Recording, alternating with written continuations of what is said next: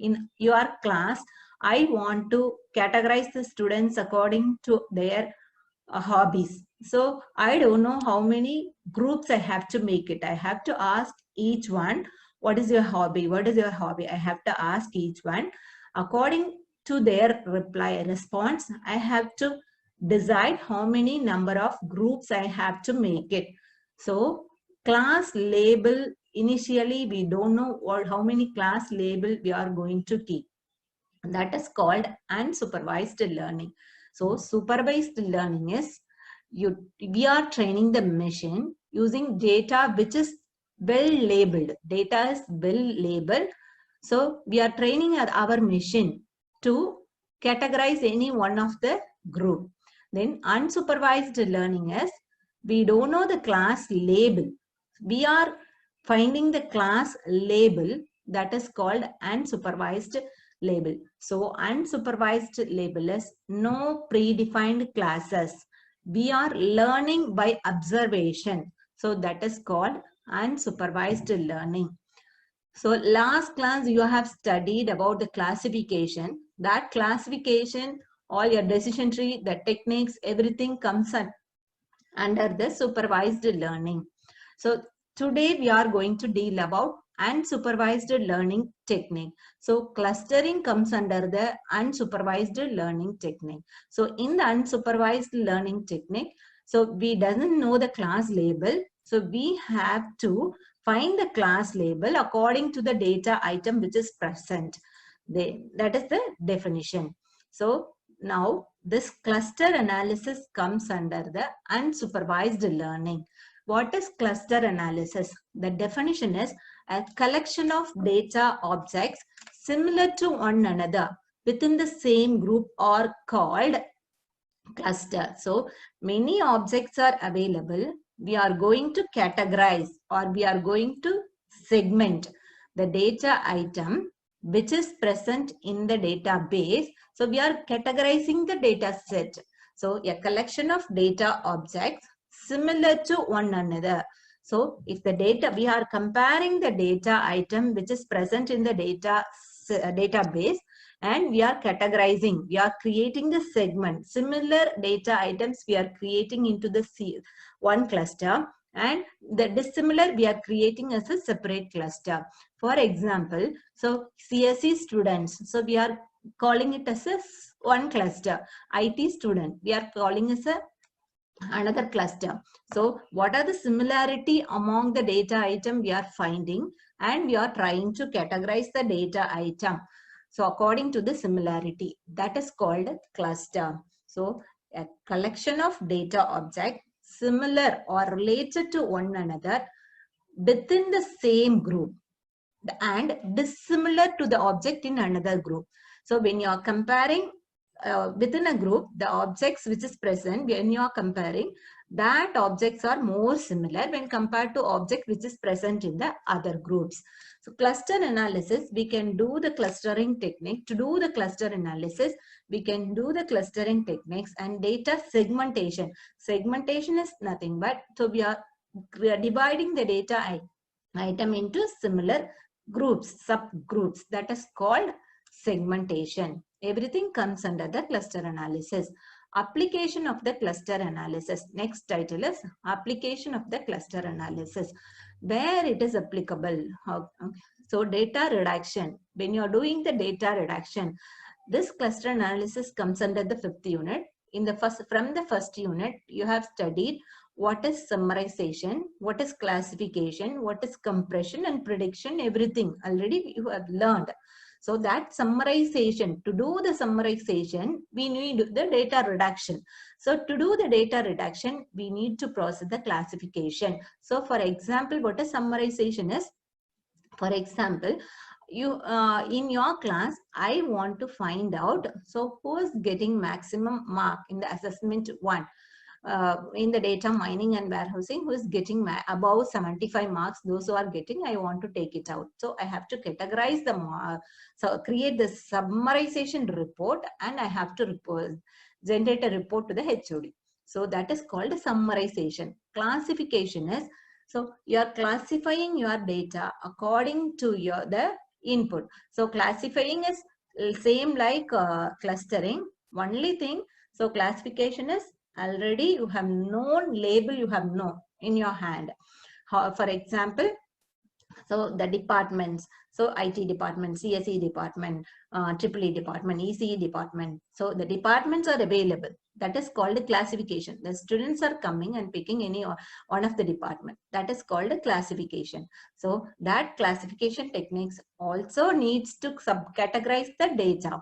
Then compression. When you're doing the compressing the image also, we need to do the classification or clustering analysis we need to do. So this outlier, when you are finding the outlier detection, so we need classification. When you are doing this cluster analysis, so you will be getting outlier detection. What is outlier is the data which is far away from the cluster is called outlier. For example, staff salary details. Those who are getting more salary, that may be outlier data. So this cluster analysis will find the difference between each employee's salary, more or less same. The data is same, salary is same. That employee is categorized into same group. So if the employee salary has more difference, one employee salary has more difference, that data, that employee data comes under the outlier detection. So what are the data has more difference between other data, that comes under the outlier. So outlier are often viewed as those far away from any cluster data. That is your cluster application.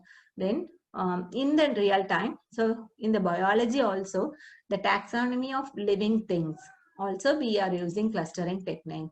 And information retrieval. In the Google, when you are retrieving any information, so in all the cases, they have implemented clustering techniques. So for example, in the Google search, if you are typing institutions in Chennai, so if you are typing like that, all the institutions, universities, colleges, so relevant semantic to that institution word will be retrieved by using the technique called clustering techniques.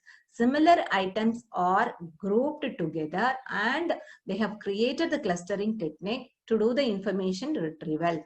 And land use, identification of areas of similar land in the Earth observation database. So they have implemented the clustering techniques. And in the marketing field,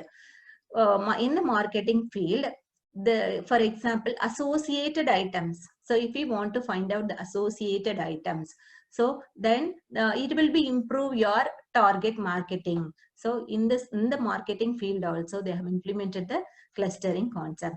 Then in the climate, earth climate, so to categorize the data about a weather report, to create a weather report, they are using clustering technique. These are the real-time example applications for clustering. And then how to find out the quality of the clustering technique. Good clustering method always will produce high quality clusters. So we have we are creating the group of data items. So high similarity if you have within the cluster, then that cluster is called a good cluster. Then so high intra-class similarity, the similarity among the data should be very high. Then so less similarity should be there between one cluster and other cluster. So high intra-class similarity should be there and low inter-class similarity should be there to get a good quality of the cluster. And then measures of the quality of the cluster. So how to measure the quality of the cluster is, so when we have a group of data item, for example, among your class, I am creating the groups, 10 groups I am creating for each class. So how to find the similarity among each groups? So to find the similarity among the each groups, in data mining, we have many formulas, distance functions available to find out the similarity among the data. So one of the similarity distance formula is Manhattan distance formula. Manhattan distance formula is the formula that to find the difference between one cluster to other cluster. What is the difference? How to measure the difference? How to measure the distance? So they have given in the formula. So D equal to distance equal to x minus y. So x of I minus y of I. So this I varies from 1 to n. For example, n number of data set if you have taken that data set. So your reference data set minus your each data set you have to subtract. So the difference between one item to the other item is called distance. So if the distance is less, then that data R comes under a one group. That is called Manhattan distance formula. This formula we will be using in our techniques. So Manhattan distance formula is so xi minus yi. The next formula is Euclidean distance formula. The Euclidean distance formula square root of x1 minus y1 the whole square plus y2 minus x2 minus y2 the whole square plus, so up to n number of item we can do it. So here we can use Manhattan distance or Euclidean distance formula to find out the distance or similarity among the clusters. So this is this figure illustrates the difference between the Manhattan and Euclidean distance. So x and y item, between the x and y item, how to find the difference? So this diagram illustrates the difference between Manhattan and Euclidean distance formula. And then major clustering technique. So we have different types of clustering techniques. We have partitioning technique, hierarchical technique, and density-based, grid-based approach, model-based approach, frequent pattern-based approach, user-guided to constraint-based approach, link-based clustering techniques. So these are the clustering techniques available in data mining. So here, so for different applications, according to our necessity, whether partition approach I have to choose or hierarchical approach I have to choose, I have to decide according to our data. So here, in today's class, we are going to deal about this partitioning approach.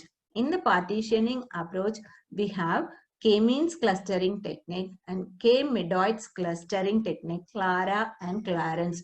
These partitioning techniques, so here, this techniques comes under the partitioning clustering method.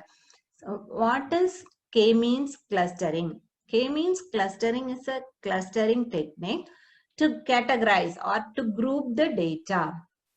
So as you all know, clustering means how many number of groups I'm going to form, that we doesn't know. So we have to give us a input. We have to decide.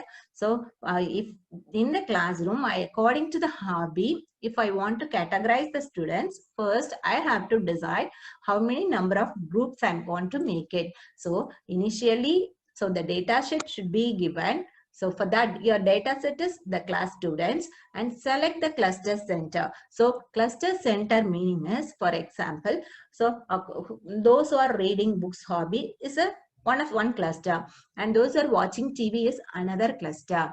So, and sports. So those who have sports interest, it is another cluster. Suppose if I want to create a 3 cluster, I have to give the input as how many number of cluster groups I have to form.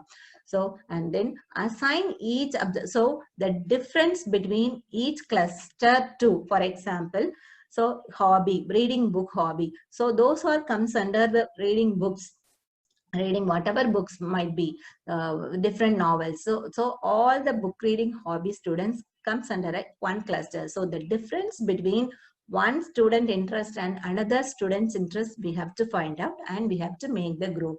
So assign each observations to closest cluster center in terms of distance. We are finding the distance and we are assigning each students in a single group. If any changes in the cluster, so we have to repeat. So here, for example,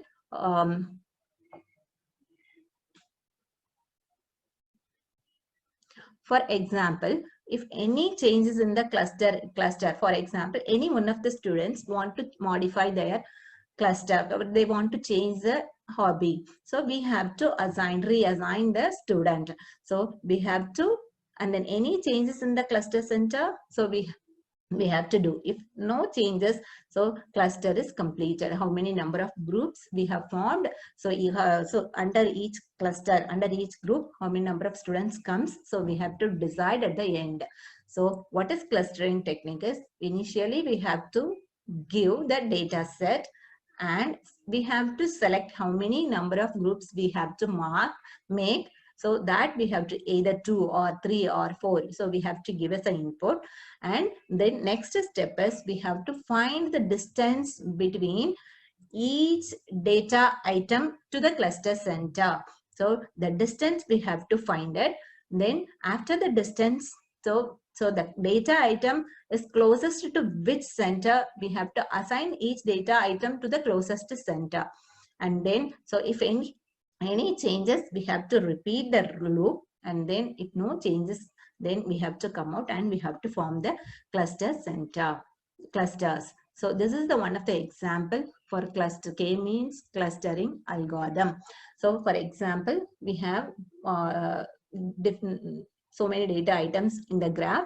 So here, so this red color, these two red color data item we have selected as a centroids. So here all this blue color, light blue and dark blue, all these data items are present in your database. These are the data items. So now we have to group. So how many number of groups I want to make it, I have to give as an input. So here k equal to 2. Arbitrarily we are choosing k objects as initial cluster center. So initially we doesn't know which center I have to choose it. So simply I have chosen this, and this point is cluster center. Randomly we are choosing the cluster center. And then, so then what we have to do it. So assign each object to most similar center. So we have to do the distance between this cluster center to this data item. So what is the distance? We have to find it. For this data item, again the distance between this center and this data item, we have to find it. So we know this data item is closer to this centroid 1. This is center 1, this is center 2. For example, I have taken this data item is closer to this group, this centroid. So I have to assign this data item under this cluster. Again, for each data item, I have to compare. So this data item, I have to compare with the distance with this and this and this and this, I have to compare. So the distance between this data item with the centroid 1 is less when compared to the centroid 2. So obviously this is assigned to this centroid. So like this, so for each data item, we have to do the comparison. For example, so if I take this data item, the distance between this point and this centroid, and this point and this centroid, we have to find out. So this centroid is closer to this data item. So this point is, so comes under this cluster 2. This is cluster 1 and this is cluster 2. So to find the distance between the centroid and data item, so we have to use the distance formula. Either we can use Euclidean distance formula or Manhattan distance formula to find the similarity. So we have to find out the distance and we have to assign so each of the object to any one of the centroid. So here, so all these objects are closer to the first centroid. So we have assigned all these data objects to this centroid. And these objects, so here another centroid is here. So these are the objects are closer to this centroid. So we formed 2 clusters. So this cluster shape is arbitrary shapes. We have chosen this. And then, so we don't know whether this group formed is correct or not. So what we have to do is the next iteration, we have to find the mean value of each cluster. So we have to add this data item points value and we have to find the mean. So 1, 2, 3, 4, 5, 6 item if we have to add the data item. So this is 9 value and 7 value, 8 value and 6 value. All these value we have to add it and divided by 6. We have to find the mean value. And then that mean value is going to be the new centroid for the next iteration. So according to the mean value, this red point is the mean value, new centroid we formed for this cluster. And then again for this cluster 2, so we have to choose the other centroid. So how to find out the centroid? Again, we have to find the mean value. We have to add all the data points and divide by 4. We have 4 data items. Divide by 4, we will be finding the mean value. So this is going to be the mean or new centroid of this cluster. So first we have chosen arbitrarily, randomly, we have chosen our centroid. So that centroid is correct or not, we doesn't know. So we have to improve the iteration and we have to redefine the value and we have to find the best centroid we have to find and best cluster, good quality of cluster we have to form it.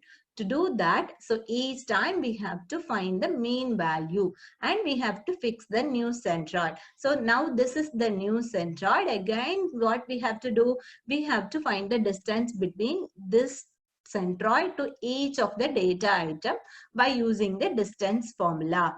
Again, we have to repeat. So for example, so if I take this is the centroid, this point, so this data item we have, if you have taken the distance between this data item and this centroid, we have to find the distance, and distance between this data item and this centroid we have to find out. So this data item is closer to this centroid. So in the new cluster, so this data item may assign to this cluster. So now each time the data cluster formation will vary. So the next time this data items comes under this group. So now we formed this shape is different shape we are getting. So the next iteration what I have to do is, so after forming this cluster, again I have to find the mean value. So adding of all the data items value divided by number of data items, I have to fix a new centroid is this centroid. And for this cluster, I fix this new centroid is this centroid. So we fix this new centroid. Again, we have to do the repeat the same process. Again, if I here the distance between, we are finding this, and so again distance formula we are calculating either Manhattan distance or Euclidean distance according to the distance formula. So each data item groups into any one of the cluster. So the previous iteration value and the next iteration value, mean value, if does not change, so both the iterations, then we have to stop. That means, so you got the good quality of the cluster. So till the previous iteration and next iteration mean value and shape of the cluster same, till that we have to repeat the loop. Okay, so that is the process. So first we have to fix the centroid. Randomly we have to fix the centroid and we have to find the distance between each data item and centroid. We have to find the distance by using distance formula. So data item is closer to which centroid, you have to assign the data item into that particular cluster and we have to do it. So by using mean value, again we have to redefine the centroid, and then again, so we have to form the cluster. So the previous iteration and next iteration value is same. Then we have to stop the iteration. We have that cluster is a good quality cluster. This is the k-means clustering technique. So here this flowchart I have explained already. This is the example for k-means cluster. So algorithm you have to write it. So for the k-means cluster algorithm, k-means algorithm for we are using for partitioning the data item, where each cluster center is represented by the mean value of the object in the cluster. So input is number of clusters. We have to give us the input, and what is the data set, that also we have to give us the input. And what is the output? Output is going to be the k clusters. So either 2 clusters or 3 clusters. So we are going to get as an output. And what is the method? Arbitrarily choose k objects from D data set as the initial cluster center and repeat. So the second step should be repeated. So first time assign each object to the cluster to which object is most similar based on the mean value of the object in the cluster. Update the cluster mean, calculate the value of the object for each cluster until no change. This will be keep on this from step 2. So this process will keep on going till no change. From the previous iteration and next iteration, we have to compare. If it is no change, we have to stop the iteration. We have to form the cluster. This is our clustering technique. So the clustering algorithm and this clustering method I have explained in the diagram. So here we have one problem in the k-means clustering algorithm. So k-means clustering algorithm is sensitive to the outlier. Outlier is that which object is more far away from the cluster is called outlier data. So if you have the outlier data, this k-means algorithm is more sensitive to the outlier data. Then, so to avoid, then this quality of the k-means cluster, initially randomly we are choosing the centroids.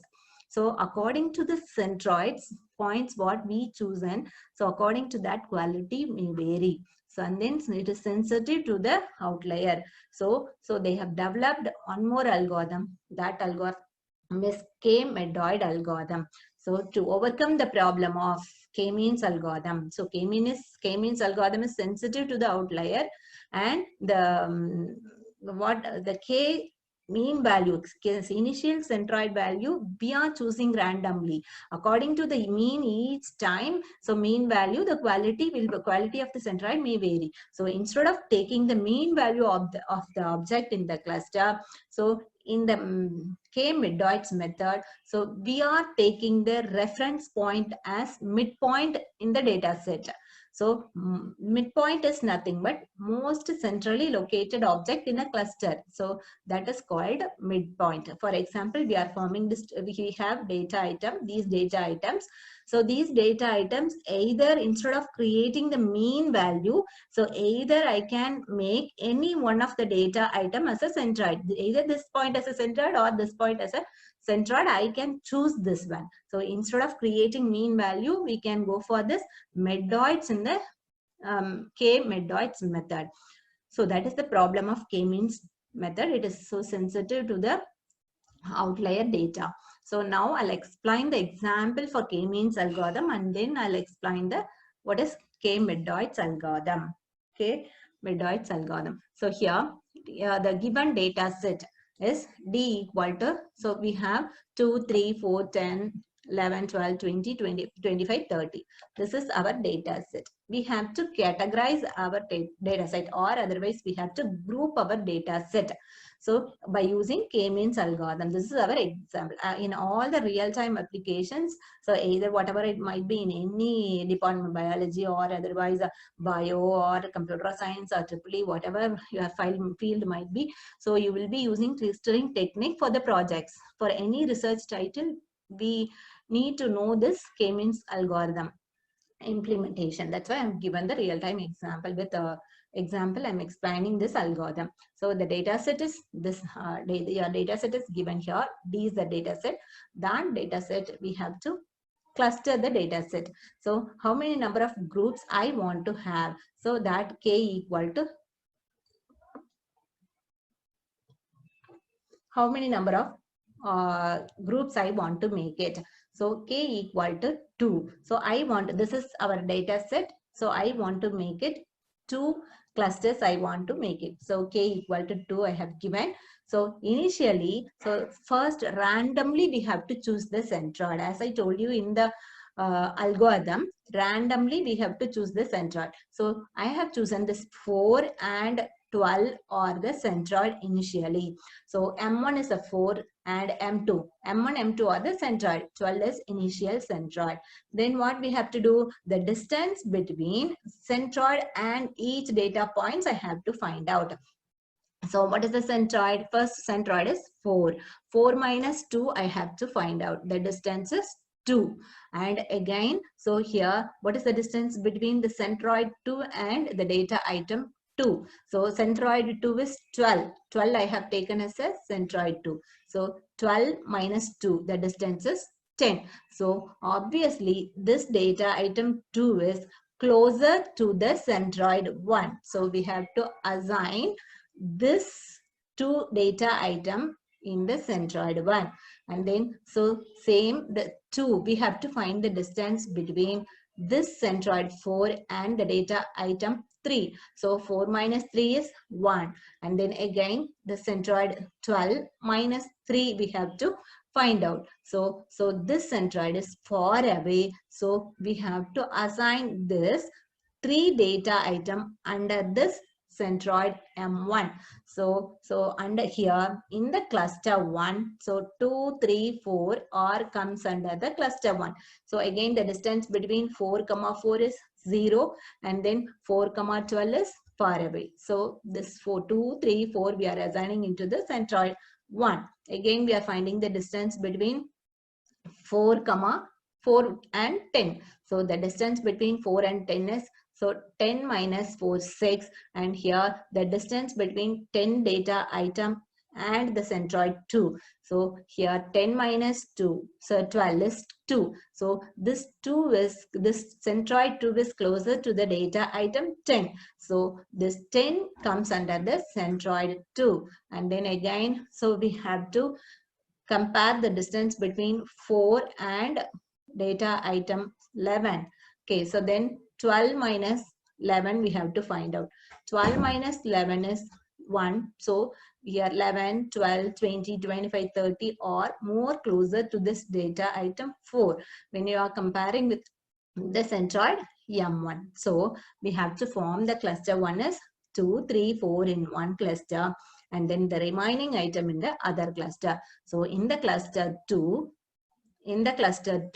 so 10, 11, 12, 20, 25, 30, we are forming into the cluster 2.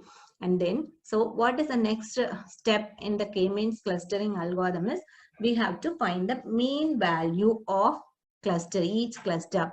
So how to find the mean value? So number of data item. So 3 number of data items we have. So 2 plus 3 plus 4 we have to add it and divided by 3. So equal to the cluster 1 mean value is 3. So the new centroid M1, the new centroid is 3.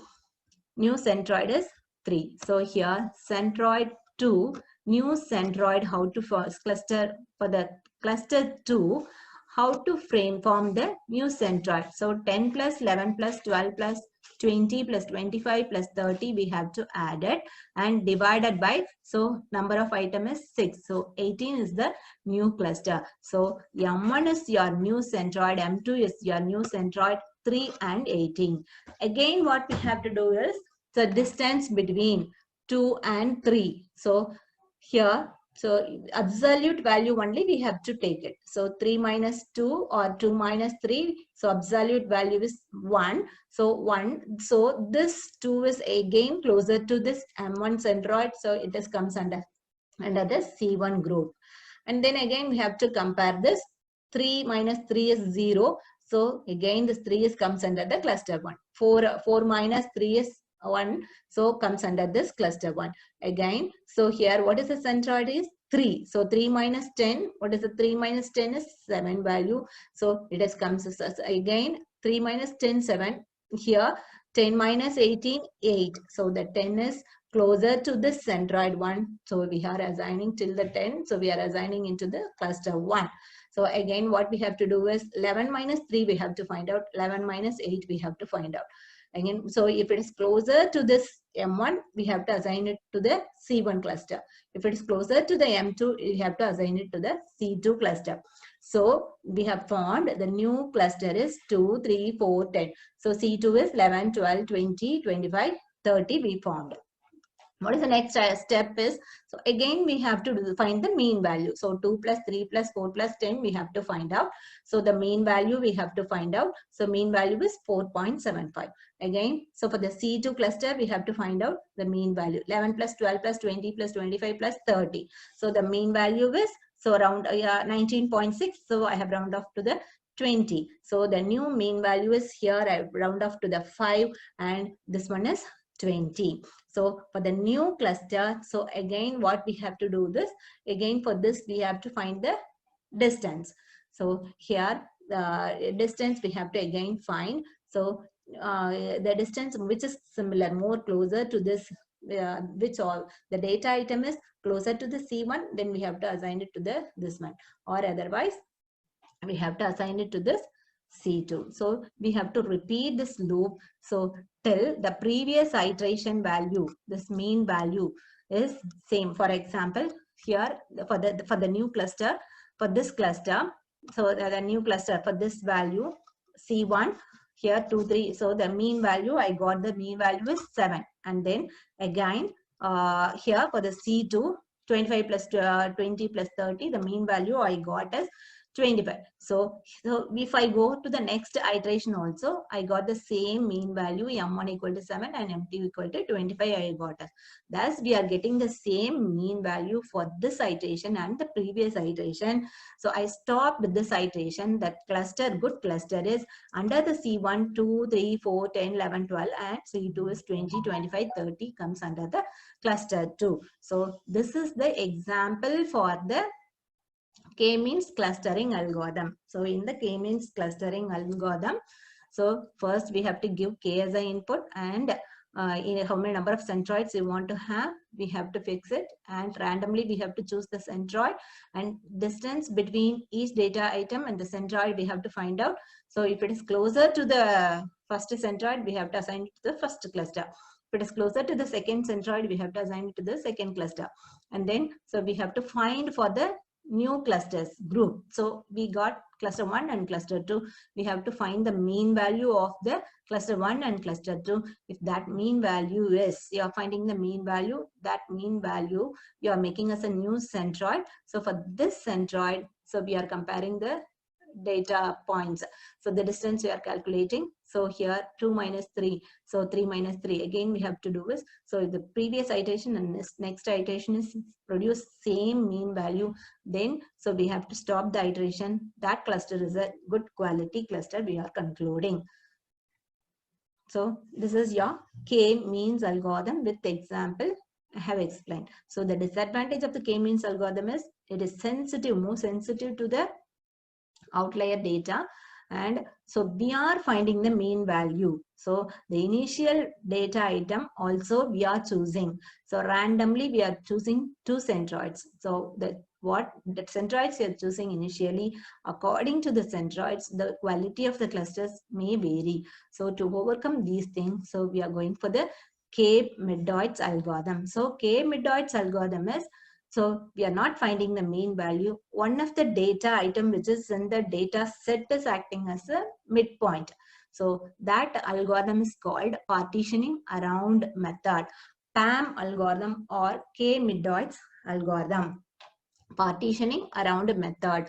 It starts from the initial set of middoits and iteratively replaces one of the middoits, one of the non-middoits if it improves the total distance of the resulting cluster. I'll explain this K-Middoits algorithm. So first what we have to do is, in the K-Middoits algorithm, so here we are choosing this. This is your data item. So in the data item, so we have chosen 2 data item. This data item and this data item is a midpoint. So we are finding the distance between this and this, and each data item and centroid we are finding, and we are forming a cluster. So here this is cluster 1 and this is cluster 2. Now, so we have to, instead of finding the mean value like in the K-means algorithm, so randomly we are choosing some other data point as a midpoint. So initially I have chosen this and this as a midpoint. So in the next iteration, instead of this data item as a midpoint centroid, so I can choose this as a midpoint, and then I have to find the distance between this centroid and each data item distance I have to find it. So if it, and then so again the distance formula, either Manhattan distance or Euclidean distance you have to apply, and so the data item is closer to either this centroid or this new centroid, we have to assign or we have to form the group. So and then again, so we have to choose the new, randomly we can choose the other data item as a centroid. You can choose this as a new centroid. And then we have to compare the distance. So each data item is closer to either the old centroid or new centroid. So we have to find out. So, and we have to frame the cluster. So see this one. So for example, in the k-middoids, so we have different types of cases. So totally we have 4 cases. So here, so this is the data point. So this data point here already we have 2 centroids. So this is centroid 1 and this is centroid 2. So initially we have taken OI and OJ is the centroids. So we are comparing the distance, and this P is the data point. It is closer to this OJ. So we have assigned to this P data item to this centroid OJ. This is second cluster we have assigned.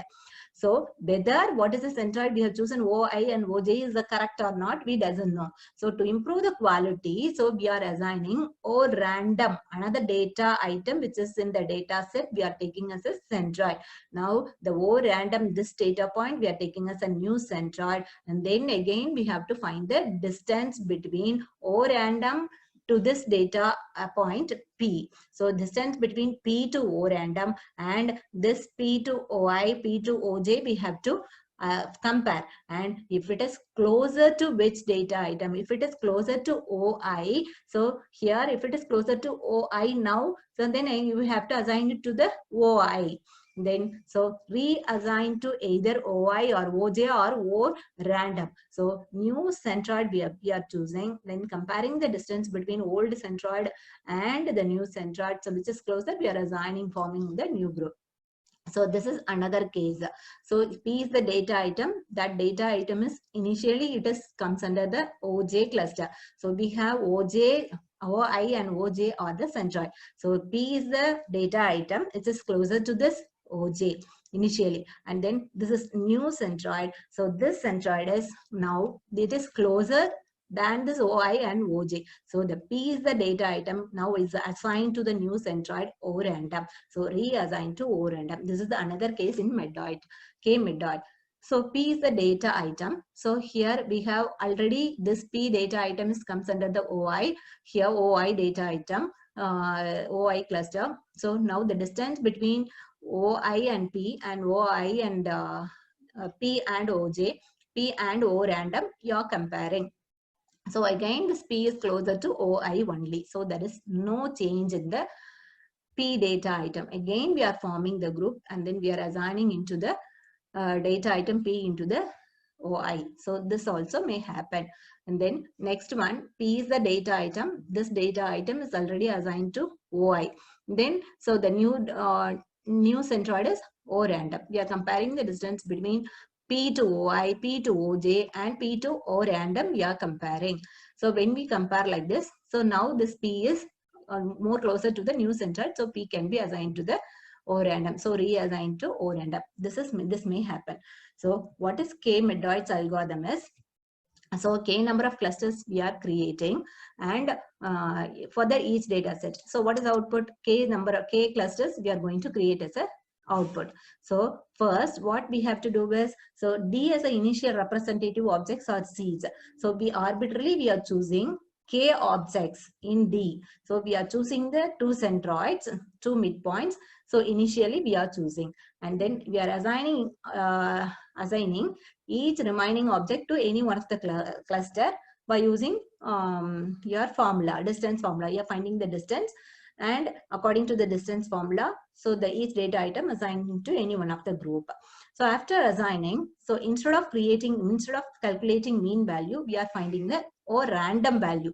So the O random is nothing but, so some other objects, data object, we are making as a centroid, and then new centroid, we are comparing the new centroid and old centroid. The data item is closer to either new centroid or old centroid.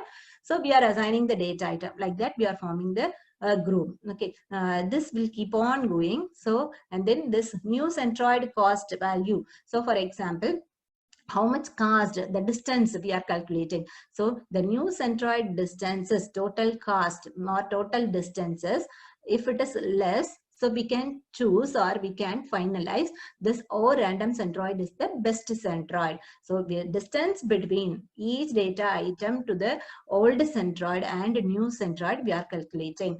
So the distances, the new centroid distances, if it is less, so this new centroid we are choosing as a finalized centroid, then with that centroid we can form a cluster. So this will keep on going till when we get the best cost. So here problem in the k-midpoint method is, so it will work only for the, here PAM works efficiently for small data set. So for the large data set, it will take much time. So here, so the k-means clustering is sensitive to the outlier data. So this is not sensitive, it is robust to the outlier data. So these two are the disadvantage of PAM. It is not sensitive to the outlier data and it will work for only small scale data.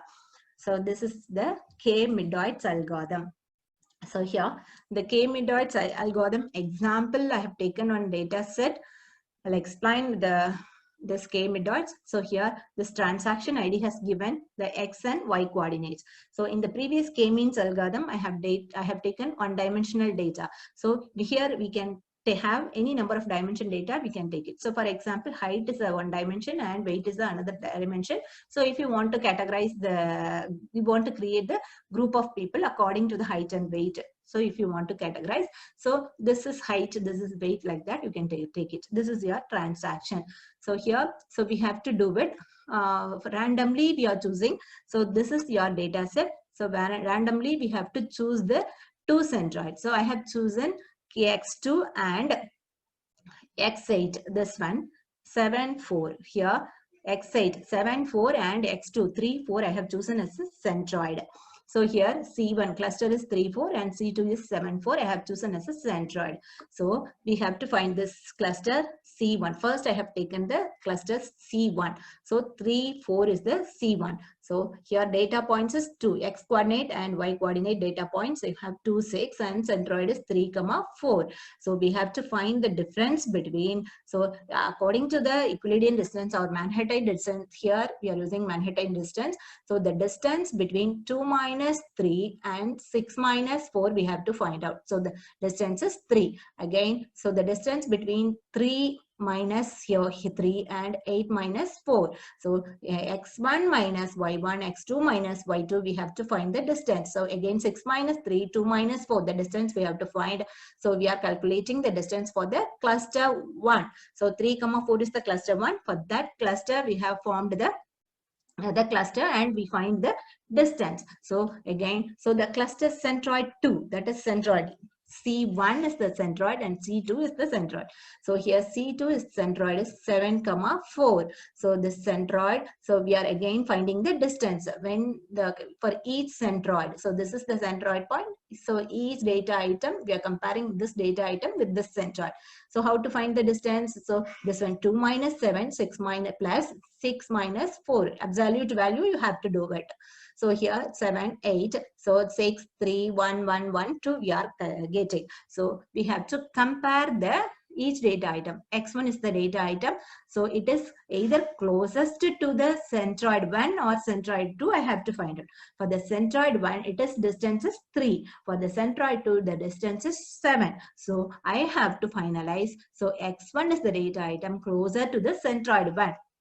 Again, you take the centroid. See, x2 I have taken as a centroid. So x2 and x8 I am eliminating because these are the centroids. So here x3, the distance between this one is 4 and x3 is 4.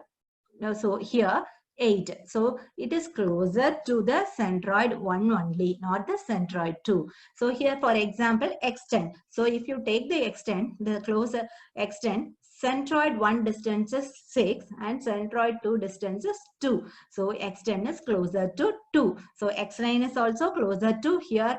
Centroid 1 is 6, centroid 2 is 1. So x9 is also closer to here centroid 2. So we have to compare the distance. Either the data item is closer to centroid 1 or centroid 2, we have to form it. So according to the distance, so cluster 1, we are forming 2, 6, 3, 8, 4, 7, 3, 4.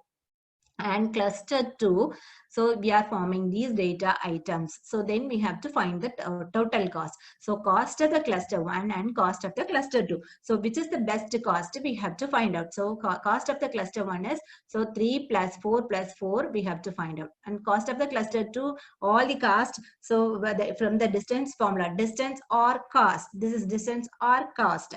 So we have to find out. So here total cost of cluster 1 and cluster 2 is 20. So now what I have to do is, so now we have to do is centroid C, centroid 2 is 7, 4, we have chosen. So the next might be, so centroid we can choose 7, 3. X7 might be taken as a centroid. That is going to be the O random value. So that you can take it as a centroid value. And for this new centroid, the same distance we have to find out. So X value and Y value.